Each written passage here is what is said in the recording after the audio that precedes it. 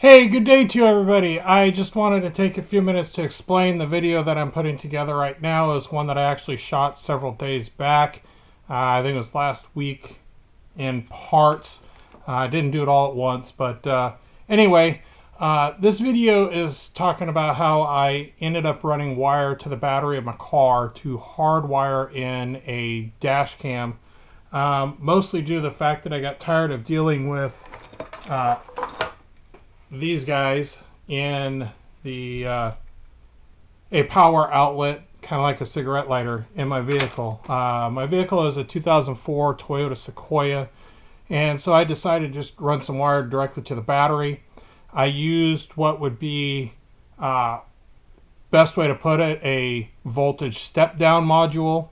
That takes it from 12 volts down to 5 volts, and then I connected that to a USB cable that runs up to my camera that now powers my dash cam.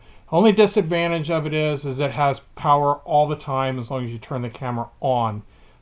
It can go into like a standby mode, and if the car shakes or moves or gets disturbed in some way, then the camera clicks on and starts filming. So it does have that feature, so that can be an advantage. If it's like an older camera, may not be quite as good a feature because the battery will run dead, and or if you have a capacitor in it, then it'll just continue to, the battery won't run dead, it'll just continue to charge and run the camera.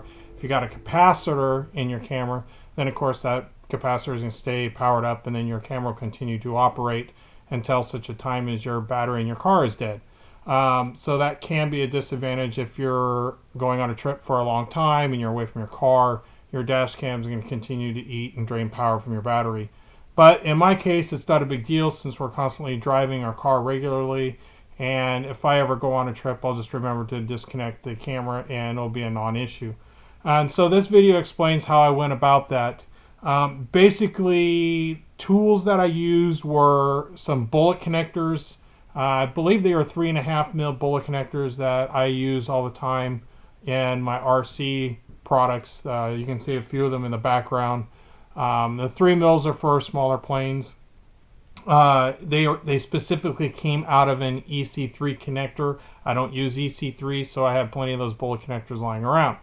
And so I use that. A soldering iron is what I also used. I used some string and some tape for a pull cord to help pull the battery through the firewall.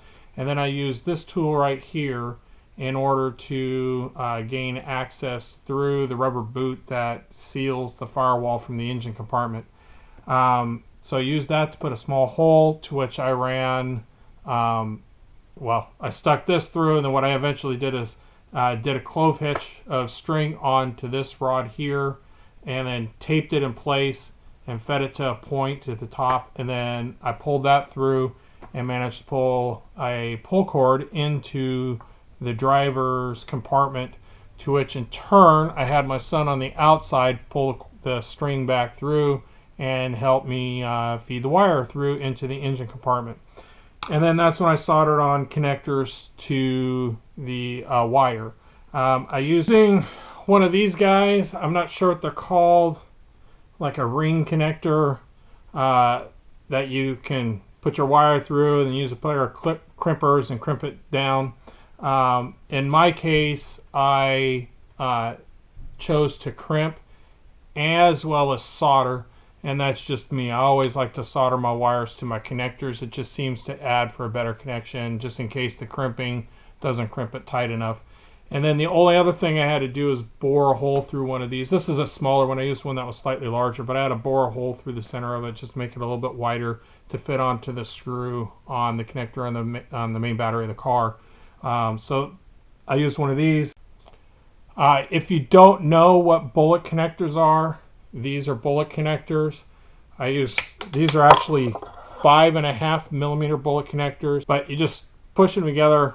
On these guys, I usually end up having to go through, crimp them down just a little bit smaller so that they will fit into the hole easier. And then you solder the wire in through the back side, and then I put some heat shrink over the top of these guys. Again, I use 3.5 mils. These are 6.5 mil bullet connectors that I use for bigger batteries. But same idea, a bullet connector onto the wire. And I did that just in case the power step down module ends up going kaput. It's much easier to replace with a bullet connector, so I don't have to desolder the wire in the car. And anyway, so I did that.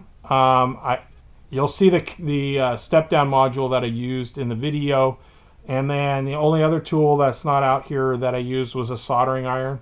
And so with those few minor tools, as well as a ratchet wrench and I think I used a 10 mil socket to pull the lower section of my dash apart on my Toyota Sequoia in order to gain access into behind the dash, number one, for a placement of the power step down module, as well as to locate a place to ground the power step down module to the car. And so this video is about how I went about that. I don't go into very great detail, but it should be enough to help you get through on how you can hardwire your car. Probably going to be a similar way that I did it in my Toyota that you can do just about any single car out there. The easier way I could have done this instead of hardwiring was using one of these add-a-fuse connectors. I bought some of these. They weren't overly expensive. Ended up with a whole pack of, I think, 10 of them. Less than a couple dollars. But this, if I installed this into my Toyota's fuse, I could not get this connector to fit into the fuse as long as the other fuse were in place. So what I needed was one similar to this but longer in order to fit down into the fuse properly so it actually fits and works. This one would not fit, would not work, would not get power. The other side to this is once it was in, I wouldn't have been able to get my fuse cover put on. So these went bye-bye, and thus I hardwired it to the battery directly instead of using the add-a-fuse. For your case, the add-a-fuse might work fine in your car. I believe I ran across some that are a little bit longer, and it just wasn't worth me spending more money when I had some wire and the know-how to hardwire it to the battery. So I went that route. So anyway, this video talks about how I go about that. So take care, have yourself a good day, and enjoy the video. Okay, so I'm working on hardwiring in some wire for power for a dash cam. So the first thing I did is run a tool to make a small tiny little hole in the boot through the firewall, which I fed a piece of string, and then once I got the string through the firewall, then I wrapped it with a clove hitch to the wire, taped it off, and then my son helped me pull the wire through the firewall. It's on up to the battery at this point. So I'm going to show you the next step. The next thing is I got one of these power distribution voltage step down, if you would. So this is a 12 volt in, and it comes out at 5 volts. And so this little step down module will plug into the wire that I fed to the battery. It's currently not plugged into the battery, but I soldered on a section of 3mm bullets that I use for RC. So fed that through there. Next thing I'm going to do is feed this power wire up into the back side of the fuse box here, where I will ultimately stick the step down module. Will sit back up in here, and so that's where I'm going to go. And then eventually I'll feed some wire up through the A pillar up to.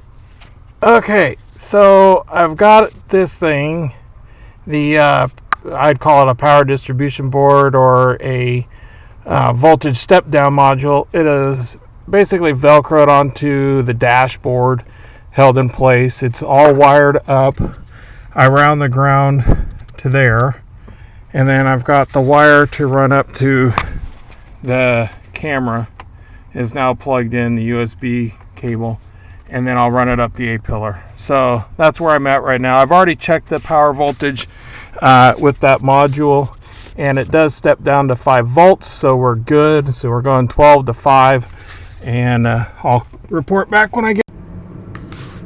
Okay, so the last thing I'll show if it shows up. Not sure if it will come in good enough, but you can see the wire dropping down out of the ceiling there. And I've ran it all the way along the top of the ceiling of the roof line here, and then the wires come down the A pillar, kind of, sort of. As you can see, somewhat, the camera's getting bleached out by the light outside, but anyway, I've run the wires down, and then they drop down into the dash right through here, and this is the wire that goes up to the camera.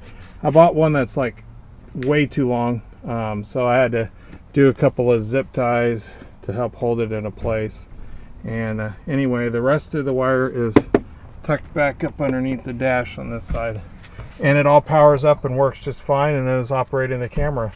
So anyway, there's how you can hardwire a dash cam. I'll show you that real quick. So the wire comes out down there, underneath there, it comes across, and here's the wire for the battery. And eventually I'll get that screwed in up on top here. I got to go get the right nut, but otherwise the camera's all powered up. So that's how it's done. Well,